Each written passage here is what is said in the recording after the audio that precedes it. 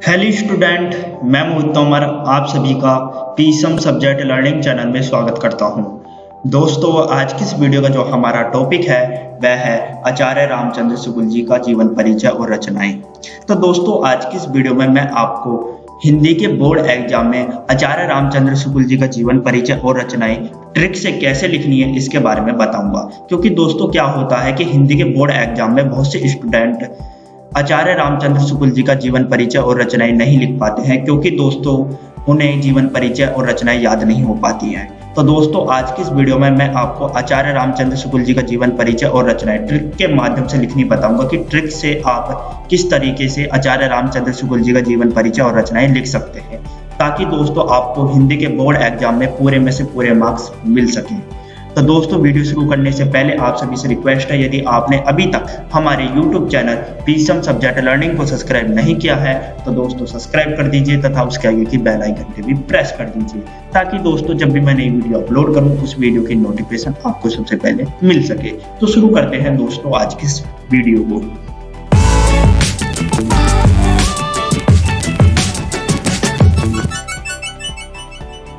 तो दोस्तों, आपके हिंदी के बोर्ड एग्जाम में प्रश्न 5 के क्या में प्रश्न लिखा हुआ आएगा, निम्नलिखित लेखकों में से किसी एक लेखक का जीवन परिचय देते हुए उनकी रचनाओं के नाम लिखिए।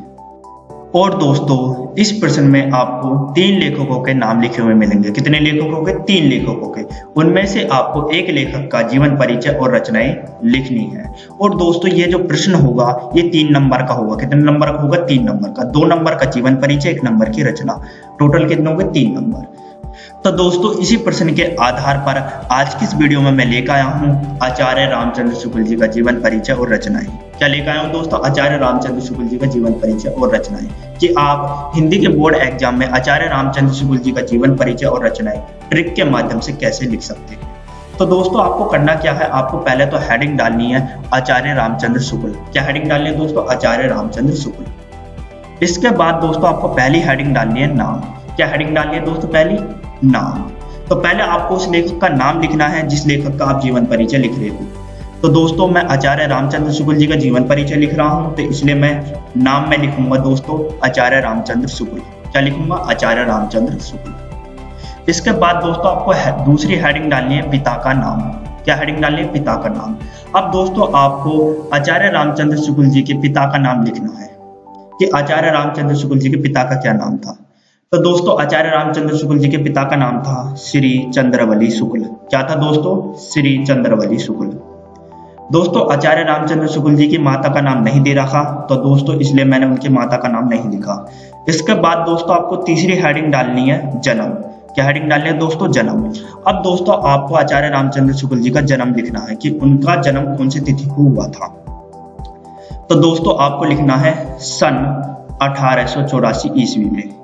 तो दोस्तों, जो आचार्य रामचंद्र शुक्ल जी का जन्म हुआ था वो सन 1884 ईस्वी में हुआ था। इसके बाद दोस्तों आपको चौथी हेडिंग डालनी है जन्म स्थान। क्या हेडिंग डालनी है दोस्तों? जन्म स्थान। अब दोस्तों आपको आचार्य रामचंद्र शुक्ल जी का जन्म स्थान लिखना है कि उनका जो जन्म था वो कौन से स्थान पर हुआ था। ग्राम अगोना, जिला बस्ती। तो दोस्तों आचार्य रामचंद्र शुक्ल जी का जो जन्म हुआ था वो ग्राम अगोना, जिला बस्ती में हुआ था। ठीक है दोस्तों। अब दोस्तों आपको अगली हेडिंग डालनी है शिक्षा। क्या हेडिंग डालनी है दोस्तों? शिक्षा। अब दोस्तों आपको आचार्य रामचंद्र शुक्ल जी की शिक्षा के बारे में लिखना होगा कि उन्होंने अपनी शिक्षा कहाँ से संपूर्ण करी थी। तो दोस्तों आपको लिखना है मिशन स्कूल से स्कूल फाइनल। तो दोस्तों एक स्कूल का नाम है मिशन स्कूल। उस स्कूल से आचार्य रामचंद्र जी ने स्कूल फाइनल की परीक्षा पास की थी। ठीक है दोस्तों। तो आपको शिक्षा में क्या लिखना है? मिशन स्कूल से स्कूल फाइनल। ठीक है दोस्तों, इसके बाद दोस्तों आपको हेडिंग डालनी है संपादन। क्या हेडिंग डालनी है दोस्तों? संपादन। अब दोस्तों आपको क्या करना है, अब आपको आचार्य रामचंद्र शुक्ल जी के संपादन के बारे में लिखना है कि उन्हें कौन सी पत्रिका का संपादन बनाया था। तो दोस्तों आपको संपादन में लिखना है नागरी पचारणी पत्रिका। क्या लिखना? नागरी पचारणी पत्रिका। तो दोस्तों आचार्य रामचंद्र शुक्ल को नागरी पचारणी पत्रिका का संपादन बनाया था। ठीक है दोस्तों। अब दोस्तों इसके बाद दोस्तों आपको अगली हेडिंग डालनी है लेखन विधा। क्या हेडिंग डालनी है दोस्तों? लेखन विधा। अब दोस्तों आपको यह बताना होगा कि आचार्य रामचंद्र शुक्ल जो थे वो कौन कौन सी विधा में अपनी रचनाएं लिखते थे। तो दोस्तों आपको लिखना है कविता, निबंध संग्रह, आलोचना, साहित्य, इतिहास। तो दोस्तों जो आचार्य रामचंद्र शुक्ल थे उन्होंने बहुत सारी विधाओं में अपनी रचनाएं लिखी थी। जैसे कविता में उन्होंने बहुत सारी रचना लिखी थी, निबंध संग्रह में बहुत सारी रचना लिखी थी, आलोचना में बहुत सारी रचना लिखी थी, साहित्य इतिहास में बहुत सारी रचना लिखी थी। तो दोस्तों आपको पता होना चाहिए कि आचार्य रामचंद्र शुक्ल जी ने कौन कौन सी विधा में अपनी रचनाएं लिखी थी। कविता, निबंध संग्रह, आलोचना, साहित्य, इतिहास। ठीक है दोस्तों। इसके बाद दोस्तों आपको हेडिंग डालनी है प्रमुख रचनाएं। क्या हेडिंग डालनी है दोस्तों? प्रमुख रचनाएं।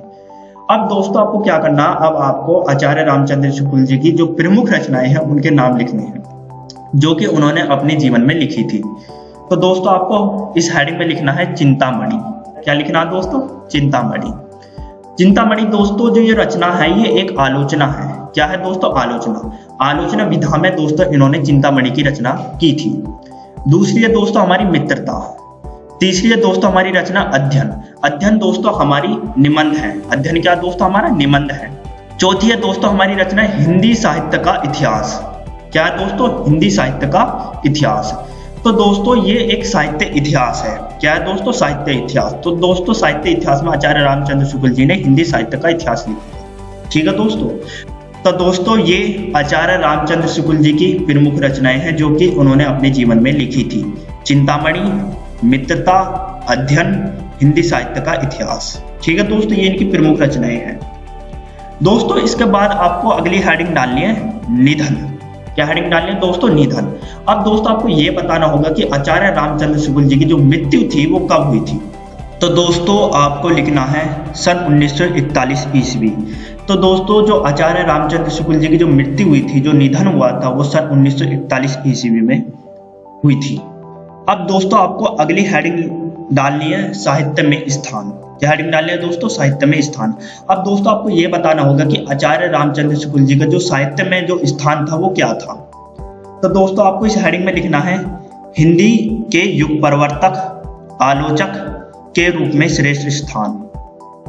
तो दोस्तों आचार्य रामचंद्र शुक्ल जी का जो स्थान था वो हिंदी में एक युग परिवर्तक के रूप में था, एक आलोचक के रूप में था, वो भी दोस्तों श्रेष्ठ स्थान था। क्या था दोस्तों? श्रेष्ठ स्थान।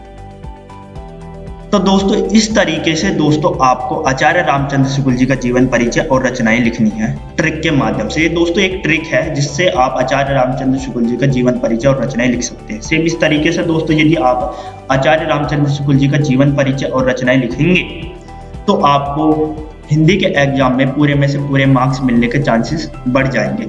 जिन स्टूडेंट के जीवन परिचय और रचनाएं याद नहीं होती है, केवल उन स्टूडेंट के लिए है ये ट्रिक। यदि दोस्तों आपको हमारी ये वीडियो पसंद आई है तो लाइक, सब्सक्राइब, शेयर जरूर कीजिए। दोस्तों आपको हमारी वीडियो देखने का बहुत बहुत धन्यवाद।